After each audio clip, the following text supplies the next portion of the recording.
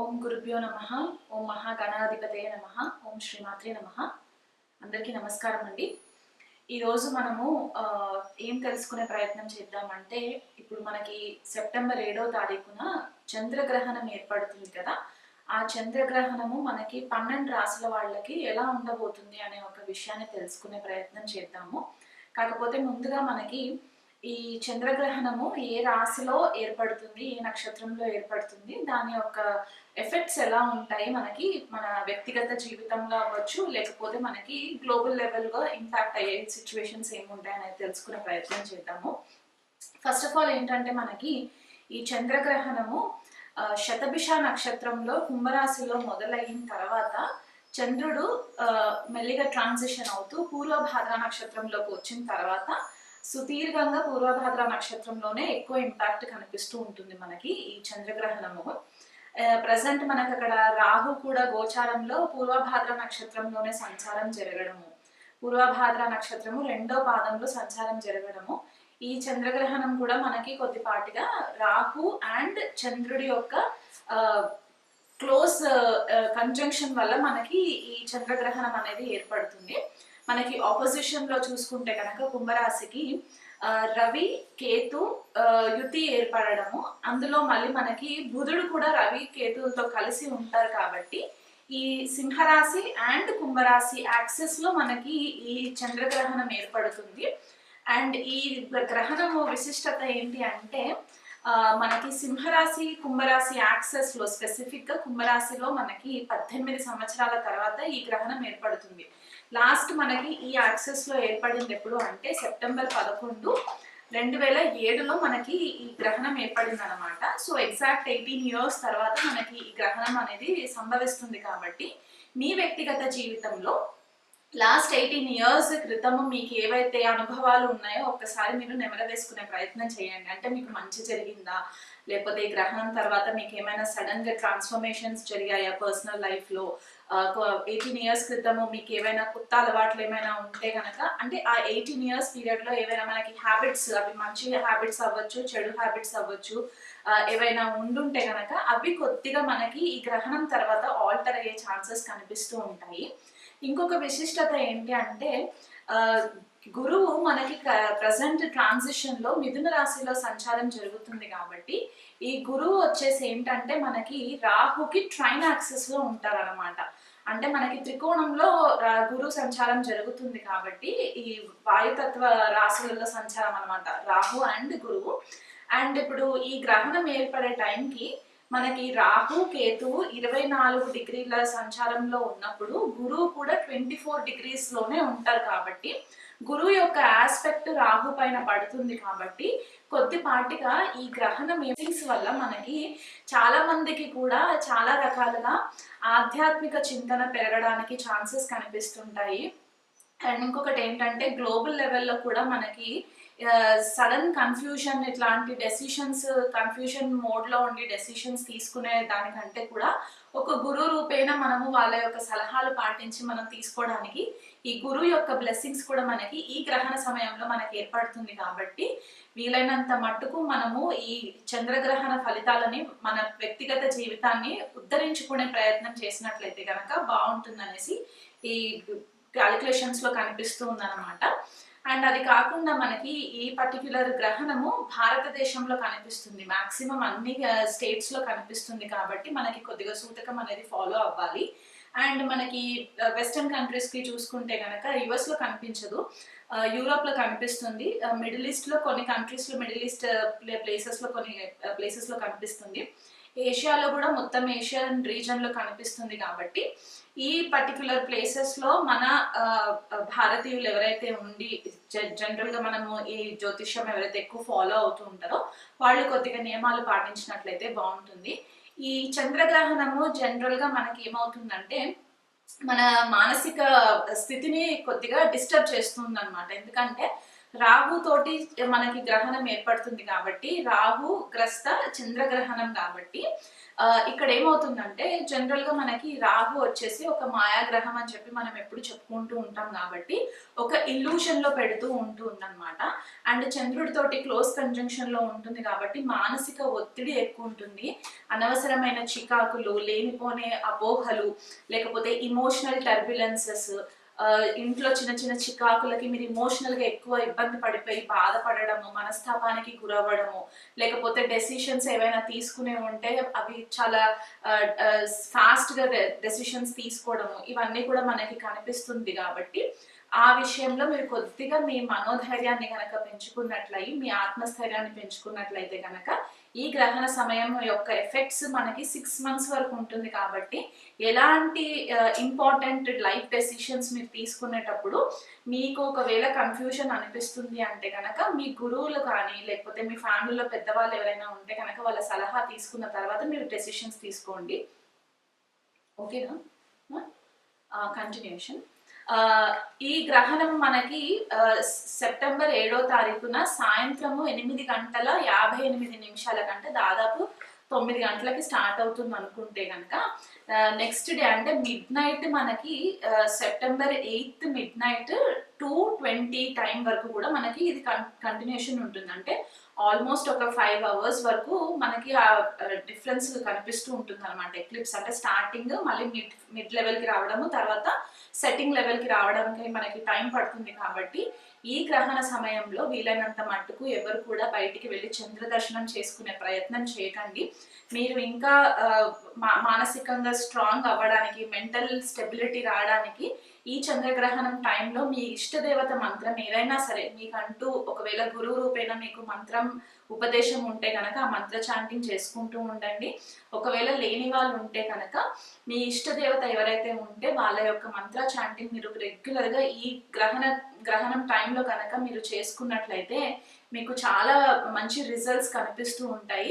అసలు మా ఇష్టదేవత ఎవరో మాకు తెలీదు, మాకు ఏం చేయాలో తెలీదు అని అనుకున్న వాళ్ళు ఎవరైనా ఉంటే కనుక ఓం శివాయ నమః ఇది మీరు ఒక లెక్క లేకుండా అంటే 108 కౌంట్ లేకుండా లేకపోతే 21 కౌంట్ లేకుండా మీ ఓపిక ఈ పర్టికులర్ గ్రహణం టైంలో గనక మీరు కూర్చొని ఒక సాధన రూపంలో గనక మీరు కంటిన్యూస్ గా మీరు చేసుకున్నట్లయితే దీని ఎఫెక్ట్స్ కూడా మీకు చాలా హెల్ప్ అవుతాయి.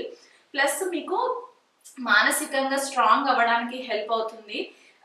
ఏదైతే క్లెన్సింగ్ పార్ట్ ఉంటుందో జనరల్ గా మనకి గ్రహణాలు ఏం చేస్తాయంటే వ్యక్తిగత జీవితంలో చాలా చేంజెస్ తీసుకొస్తూ ఉంటుంది అనమాట. అది ఒక రకంగా మెటీరియల్ ట్రాన్స్ఫర్మేషన్ అవ్వచ్చు, స్పిరిచువల్ ట్రాన్స్ఫర్మేషన్ అవ్వచ్చు. కాబట్టి ఆ ట్రాన్స్ఫర్మేషన్ ఫేజ్ కి కనుక మనము తట్టుకోనికి శక్తి ఉండాలి. కాబట్టి మీరు ఎప్పుడైతే ఈ దైవత్వానికి క్లోజ్ అవుతూ ఉంటారో అది మీకు చాలా మట్టుకు హెల్ప్ అవుతుంది.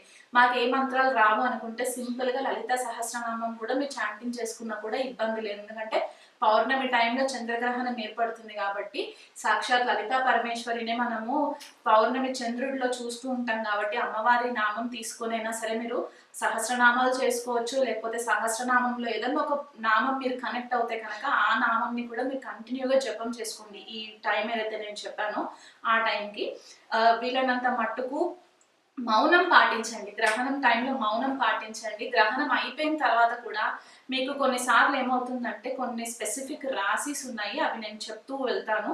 వాళ్ళు చాలా కేర్ఫుల్ గా ఉండాలి. ఏదైనా మీకు ఎవరితోటన్నా డిస్కషన్ చేయాలి అని అనుకుంటే 1కి 10 సార్లు ఆలోచించి డెసిషన్ తీసుకున్న తర్వాత మీరు వాళ్ళతో కమ్యూనికేట్ చేసే ప్రయత్నం చేయండి. ఈ పర్టికులర్ టైంలో ఏమవుతుందంటే మీకు ట్రిగర్ క్రియేట్ చేయడానికి కూడా చాలా వ్యక్తులు మిమ్మల్ని ఇరిటేట్ చేస్తూ ఉంటారు. కాబట్టి మీ మనోధైర్యాన్ని కోల్పోకుండా వీలైనంత మట్టుకు కేర్ఫుల్ గా హ్యాండిల్ చేసుకున్నట్లయితే మీకు ఈ గ్రహణం కూడా పెద్దగా నెగటివ్ ఎఫెక్ట్స్ ఇవ్వకుండా ఉంటుంది. మిథున రాశి వాళ్ళకి ఈ చంద్రగ్రహణం రెడీయా?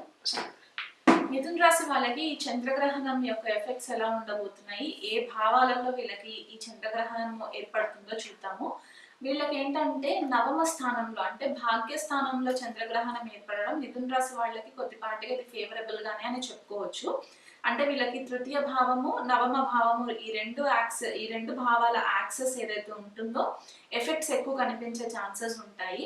ఇది వరకు మిథున రాశి వాళ్ళు గనక కెరియర్ కి సంబంధించి అవ్వచ్చు, లేకపోతే ప్రమోషన్స్ కి సంబంధించి, లేకపోతే దూరదేశ ప్రయాణాలు అంటే హైయర్ ఎడ్యుకేషన్ కోసం ఎవరైతే స్టూడెంట్స్ ఉంటూ ఉంటారో వాళ్ళకి ఏమైనా ఎదురు దెబ్బలు తగలడము, లేకపోతే అనుకున్న టైంకి పనులు అవ్వకపోవడము, డిలేస్ అవ్వడము, ఇలాంటివి ఏమైనా ఉండుంటే కనుక ఈ గ్రహణం తర్వాత వీళ్ళకి కొద్దిపాటిగా ఫేవరబుల్ రిజల్ట్స్ కనిపించే ఛాన్సెస్ ఉంటాయి.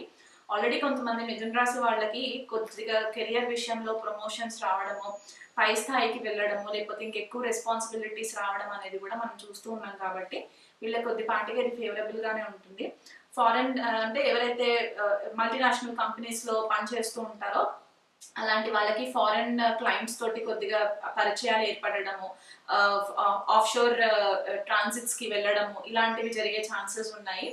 అండ్ కొంతమందికి ఏంటంటే ఎక్కువ అడిషనల్ రెస్పాన్సిబిలిటీస్ రావడానికి కూడా ఛాన్సెస్ ఉన్నాయి. కాబట్టి ఈ విషయంలో మీకు చాలా బెనిఫిట్స్ కనిపిస్తున్నాయి. కాబట్టి ఈ పర్టికులర్ టైంని కొద్దిగా యూటిలైజ్ చేసుకునే ప్రయత్నం చేసుకోండి.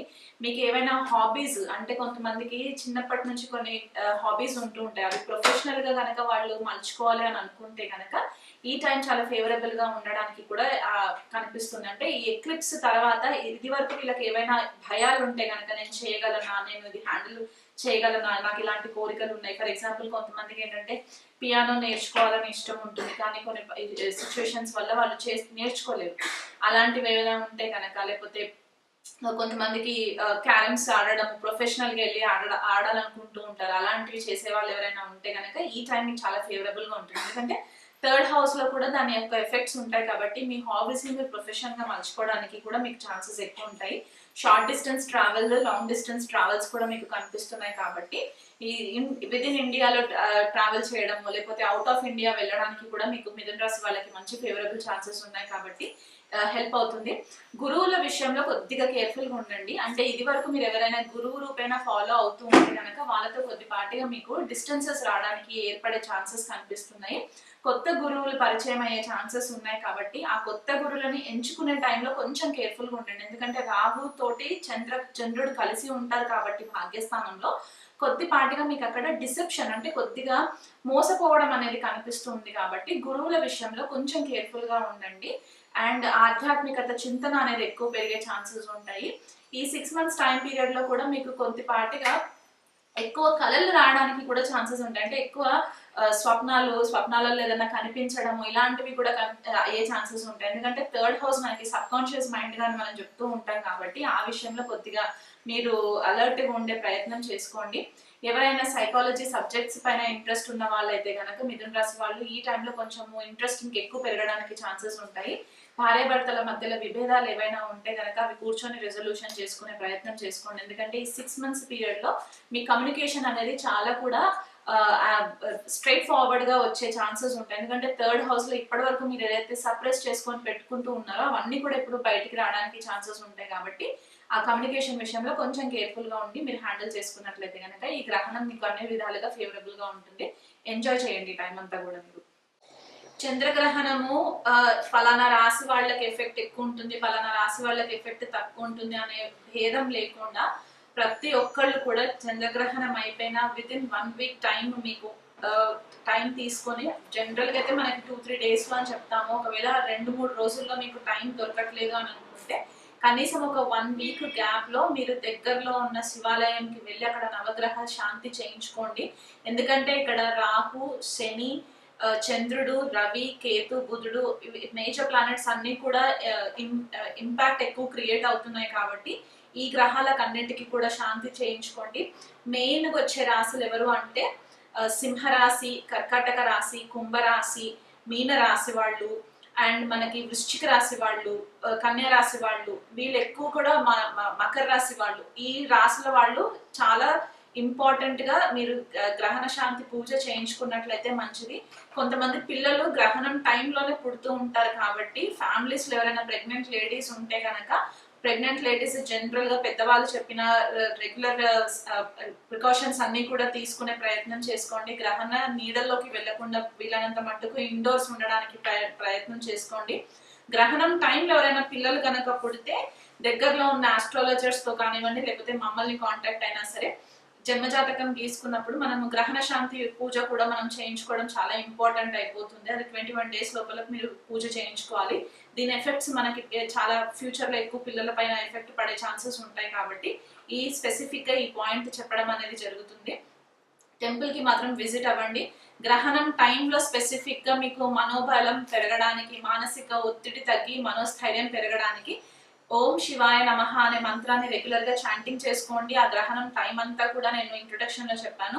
అది కాకుండా మీరు మీ ఇష్ట దేవత మంత్రం ఏదైనా ఉంటే ఆ మంత్రం పారాయణం చేసుకోండి. లలిత సహస్రనామం చేసుకునే వాళ్ళు ఉంటే లలిత సహస్రనామం చేసుకోండి. అమ్మవారి నామం ఓం శ్రీమాత్రే నమః అనేది 108 టైమ్స్ చేసుకున్నా సరిపోతుంది. లేదా లెక్క లేకుండా మీకు గ్రహణం అంతా కూడా ఒక 4 hours నేను కూర్చొని చేసుకుంటాను అనుకుంటే గనక మీరు అలా ధ్యానంలో ఉన్నా కూడా మీకు చాలా మట్టుకు మెంటల్ రిలీఫ్ ఇస్తుంది. ఒక ప్రొటెక్టివ్ ఆరా మీకు ఏర్పడడానికి ఛాన్సెస్ ఉంటాయి. కాబట్టి ఇవన్నీ కూడా చేసుకునే ప్రయత్నం చేసుకోండి. ఎవరితో ఎక్కువ డిస్కషన్స్ లోకి వెళ్ళకండి. మీకు ఎవరైనా టాక్సిక్ మనుషులు ఉన్నారు మీ చుట్టుపక్కల అనుకుంటే కనుక వీలైనంత మట్టుకు వాళ్ళ కాల్స్, వాళ్ళ టెక్స్ట్ మెసేజెస్ అవాయిడ్ చేసేసి మీ ధ్యానం పైన మీరు ఎక్కువ ఫోకస్ చేసి మీ సాధన బలం పెంచుకునే ప్రయత్నం చేసుకున్నట్లయితే ఎటువంటి ఆర్గ్యుమెంట్స్ లేకుండా ఈ గ్రహణం యొక్క ఎఫెక్ట్స్ నుంచి మీకు బయటపడడానికి చాలా మంచి సోర్సెస్ కనిపించే ఛాన్సెస్ ఉన్నాయి. కాబట్టి మొత్తం ప్రపంచ శాంతి అంతా కూడా మన పైన భారం ఉంటుంది. కాబట్టి సూక్ష్మంలో మోక్షం లాగా మీరు ప్రే చేసుకునేటప్పుడు ప్రపంచంలో ఉన్న వాళ్ళందరూ కూడా బాగుండాలని చెప్పి మనస్ఫూర్తిగా మీ దైవారాధన చేసుకోండి. నమస్తే.